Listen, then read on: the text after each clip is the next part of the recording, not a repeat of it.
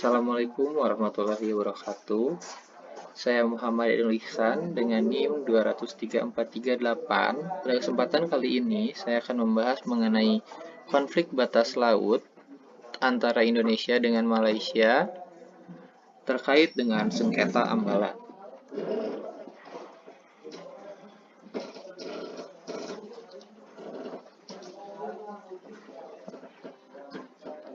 Ambalat merupakan blok laut seluas 15.235 km persegi yang terletak di Laut Sulawesi atau Selat Makassar di dekat perpanjangan perbatasan darat antara Sabah Malaysia dan Kalimantan Timur Indonesia.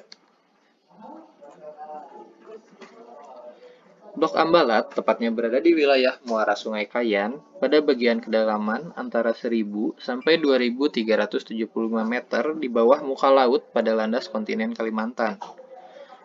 Blok Ambalat adalah kelanjutan alamiah dari daratan Kalimantan Indonesia. Batuan dasarnya adalah bagian dari lempeng benua pembentuk Kalimantan.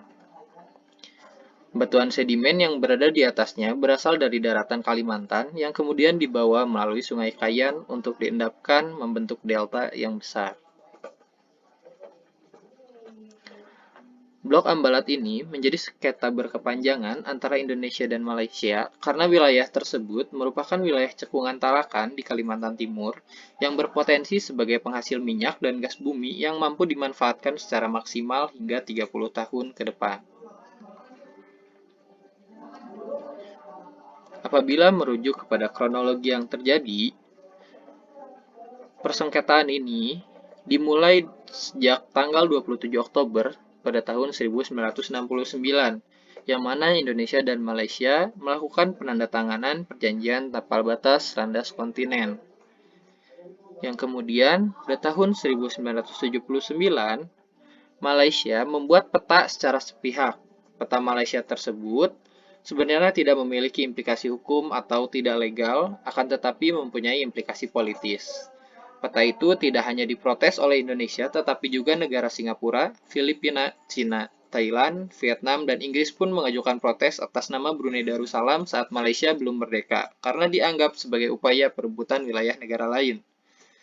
Keabsahan legitimasinya hingga saat ini pun masih terus dipertanyakan. Semua negara yang melakukan protes menerangkan bahwa peta pada tahun 1979 yang dibuat oleh Malaysia tersebut tidak memiliki implikasi yuridis. Bahkan, batas maritim yang ada tidak dilaksanakan sesuai dengan hukum internasional, yaitu melalui perjanjian antar negara yang berkaitan.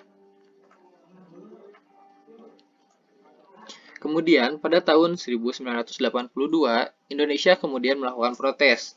Menurut Indonesia, bahwasannya garis batas yang ditentukan oleh Malaysia melebihi ketentuan garis ZEE atau Zona Ekonomi Eksklusif yang telah diatur sejauh 200 mil laut. Klaim Malaysia atas Ambalat disebabkan kandungan minyak bumi yang ada di blok ini.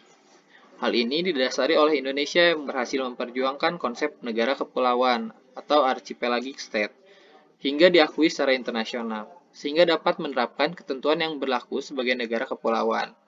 Berdasarkan Konvensi Hukum Laut, pada tahun 1982, Indonesia mempunyai hak berdaulat atas kekayaan alam di dasar laut dan tanah di bawahnya, termasuk minyak dan gas sampai sejauh 200 mil dari garis-garis pangkal Nusantara Indonesia atau lebih jauh lagi sampai kelanjutan alamiah dari pulau-pulau terluar Indonesia ke dasar laut. Siok Ambalat merupakan kelanjutan alamiah dari Kalimantan Timur karena batuan dasarnya adalah bagian dari lempeng benua pembentuk Kalimantan.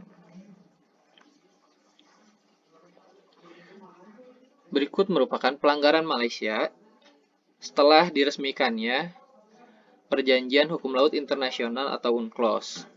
Yang pertama yaitu terdapat pada pasal 46 UNCLOS tahun 1982 yang mengatur mengenai negara kepulauan. Bahwasannya Indonesia di sini merupakan negara kepulauan, sedangkan Malaysia sendiri merupakan negara pantai atau coastal state, sehingga Malaysia tidak berhak untuk mengklaim bahwasannya Blok Ambalat merupakan wilayahnya. Kemudian selanjutnya pada pasal 47 UNCLOS tahun 1982 yang mengatur mengenai penarikan garis pangkal negara kepulauan. Bahwasanya di sini Indonesia memiliki keistimewaan karena memiliki garis pangkal kepulauan yang mana garisnya ditarik untuk menghubungkan titik-titik terluar dari pulau terluar dan karang dalam sebuah kepulauan yang memiliki syarat penggunaan garis pangkal kepulauan, yaitu yang pertama, seluruh daratan utama dari negara yang bersangkutan harus menjadi bagian dari sistem garis pangkal kepulauan. Yang kedua, perbandingan luas perairan dan daratan berkisar antara 1:1 dan 9:1. Yang ketiga, panjang satu segmen garis pantai kepulauan tidak boleh melebihi 100 mil laut, namun dalam kasus tertentu bahkan bisa sampai 125 mil. Dan yang keempat, arah garis pangkal kepulauan yang ditentukan tidak boleh menjauh dari konfigurasi umum kepulauan. Kemudian, pelanggaran lainnya yang dilakukan oleh Malaysia karena berlakunya dua pasal di atas, yaitu pasal 57 mengenai ZEE, pasal 76 mengenai landas kontinen, dan pasal 77 mengenai ketentuan lanjutan atas landas kontinen. Hal ini dikarenakan wilayah Indonesia yang mendapat keistimewaan karena merupakan negara kepulauan. Akan tetapi setelah berlakunya perjanjian hukum laut internasional tersebut, Malaysia tetap ingin mengakui bahwasannya Blok Ambalat ini merupakan wilayahnya. Pelanggaran-pelanggaran yang dilakukan oleh Malaysia terus berlanjut sampai pada September tahun 2003, Malaysia melakukan survei seismik di Blok Y dan Blok Z yang diklaim sebagai wilayah Malaysia. Kemudian pada Juni tahun 2004, Polisi Laut Tawau atau Malaysia melakukan latihan penembakan di wilayah perairan Indonesia. Dan yang terakhir pada Januari 2005, kapal laut Malaysia melakukan pengejaran terhadap kapal Indonesia. Akan tetapi, pada tahun 2009, kedua negara tersebut akhirnya bersepakat untuk memilih jalan damai dalam menyelesaikan persengketaan Blok Ambalat tersebut dengan bersepakat bahwasanya Indonesia tidak akan membawa masalah tersebut ke Mahkamah Internasional, mengingat posisi Indonesia yang sangat kuat yang didukung dengan UNCLOS pasal-pasal yang tersebut di atas disampaikan.